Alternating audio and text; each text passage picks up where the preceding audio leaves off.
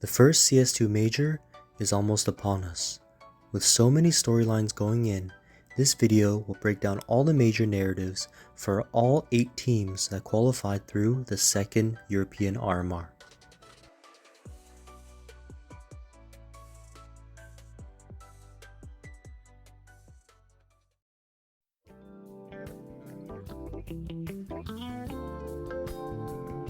The young Mouz roster came into 2024 with an air of uncertainty after losing their superstar rifler Frozen to FaZe. They then replaced him with Brolin, whose performances over the past few years have left a lot to be desired. Despite these uncertainties, Mouz hasn't seemed to have lost a step. With great all-around performances from the entire squad, Mouz not only claimed a top 4 finish at Katowice, but defeated the champions Spirit at this RMR, handing Donk his 2 worst statistical performances of this year. The future of this team seems bright. Brolin has found a resurgence in form. The existing star trio of Exertion, Torzi, and Yimpat are all playing extremely well in the system, and Shui, the mastermind behind it all, is poised to be the next great IGL. As this young team continues to develop, who knows what monsters these players can develop into.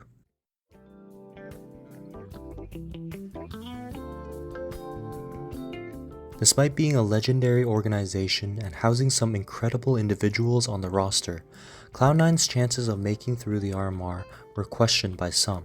Still lacking a primary opera since the departure of Shiro, the team has faced immense difficulty putting wins on the board over the past few events. This RMR, however, was an exception. The team did not drop a single map and picked up a huge win over reigning major champions Vitality. With undeniable rifling prowess across the entire lineup, the question for Cloud9 remains the same. Can a CS team in 2024 succeed in any capacity without a primary opera? The last team that proved to be truly successful and dominant without one was Liquid in 2019. With the op finding less impact and arguably being nerfed with the release of CS2, can this 5 rifler model work again in the modern era?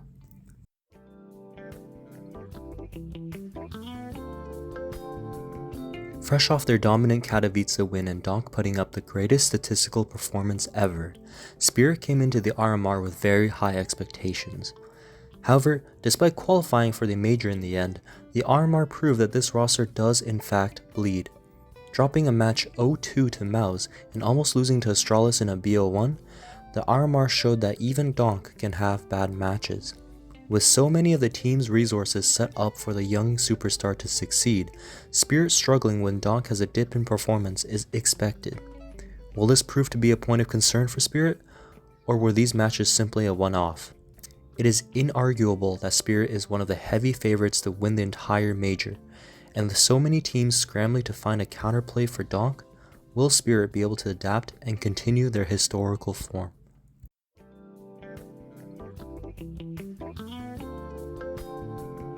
The reigning major champions, Vitality, were the best team in 2023.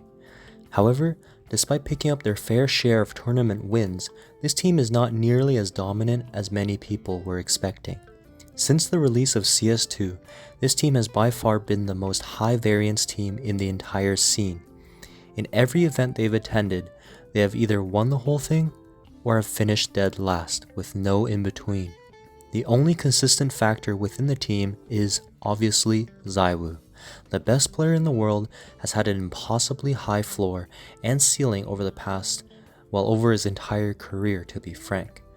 With the arrival of a newcomer who could contest his claim for the #1 player in the world in Donk, Zywoo has responded by putting up a ludicrous 1.71 rating across the RMR. With a player like Zywoo, it's impossible to not have Vitality as a favorite to win the major.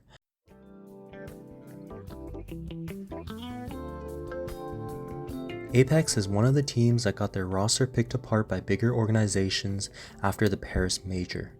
Much like Gamer Legion and Into the Breach, these tier 2 teams that made it into the playoffs of the previous major had some of their best players poached by the bigger orgs. Apeks was no exception, losing their standout rifler JL immediately after the major and their IGL kickstand half a year later. Apeks' chances of qualification coming into the RMR was up in the air. However, the squad proved the doubters wrong and made it through their matches with relative ease. Despite there being some controversy over the level of competition they faced, it wouldn't be fair to say the team didn't deserve it after standout performances from the entire squad, especially the timeless veteran, Jacob.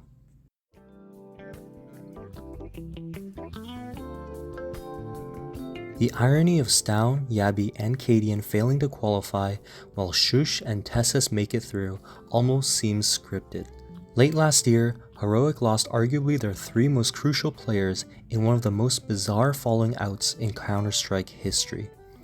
To summarize it quickly, star players Stown and Yabi no longer want to play with their IGL Cadian, so they convinced the rest of the team and the organization to push him out. After Cadian's departure, Stown and Yabi promptly decide to leave Heroic as well, joining rival organization Astralis. In a series of backstabs and betrayals that would rival even that of the French scene or Game of Thrones, it seemed Heroic as a team was left the worse for wear. However, the organization wasted no time bolstering the core of Shush and Tessus, adding Rookie of the Year Nertz, standout IGL Kixan, and fellow Danish opera Nikodas. It's a strange team on paper, but the results have been surprising. After a nice warm-up at Katowice, this roster just managed to squeak through the RMR. The cherry on top of the cake? They managed to beat former teammates Stown and Yabi on their road to qualification.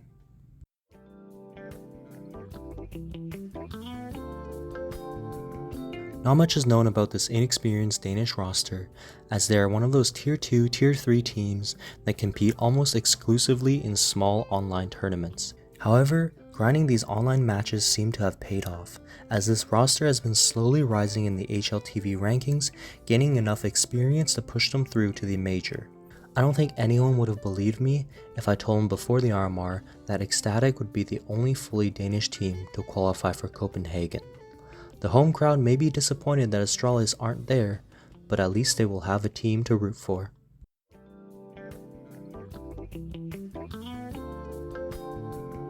Ence had to rebuild their entire roster after losing their core of Sunpius, Snappy, and Madden to Falcons, taking a gamble and pairing the greatest IGL of all time Glaive with 4 Polish players and a Polish coach.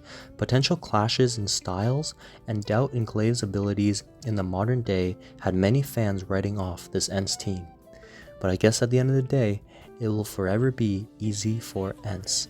Glaive has somehow breathed new life into his career with his former 9 core, making a fantastic run at Katowice and qualifying for the major, eliminating his former team Astralis along the way.